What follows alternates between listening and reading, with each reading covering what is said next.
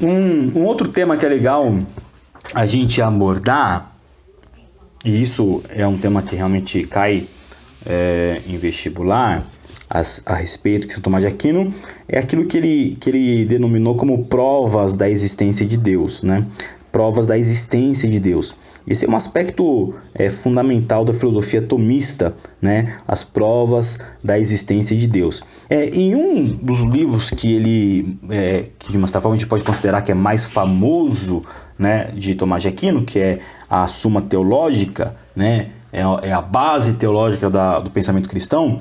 Ele propõe 5 provas da existência de Deus, e isso é legal a gente abordar, e nós vamos passar em revista cada uma delas. Bom, a primeira prova da existência de Deus, segundo Tomás de Aquino, é o primeiro motor. Algumas coisas vocês vão ver que está extremamente recente na sua mente, porque são temas que nós vimos quando estudamos Aristóteles. Então, Aristóteles, ele era um pensador que, para explicar o movimento de todas as coisas, ele vai partir do princípio do primeiro motor, ou seja, deve ter existido uma primeira causa de todo o movimento no início de todas as coisas, aquele que iniciou, que deu start de todas as coisas.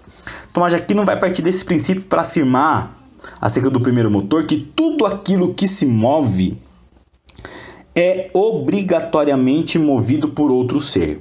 Nada se move a partir de si mesmo. O seu início do movimento, a gênese do movimento deve ter partido de um outro ser. Esse outro ser, que também se mova, necessita também que seja movido por um outro ser, e assim sucessivamente. A gente percebe então toda uma mobilidade na natureza, no universo, que é resultado de um movimento original, um movimento primal, vamos dizer assim, né? Se não houvesse um primeiro ser movente, nós cairíamos num processo indefinido, não teria nem começo nem fim. Logo, Tomás de Aquino concluiu que é necessário chegar a um primeiro ser movente que não seja movido por nenhum outro.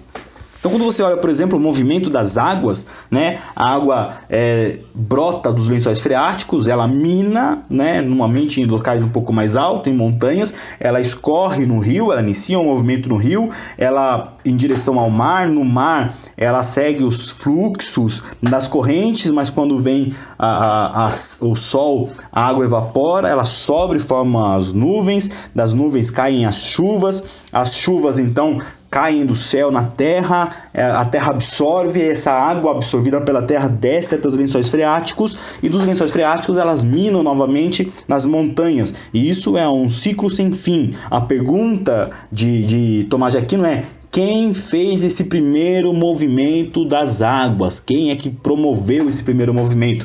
Esse ser que moveu esse primeiro movimento, para que ele possa dar esse movimento, a gente tem que obrigatoriamente chegar a um primeiro ser movente, cujo ser não foi movido por ninguém, por nenhum outro.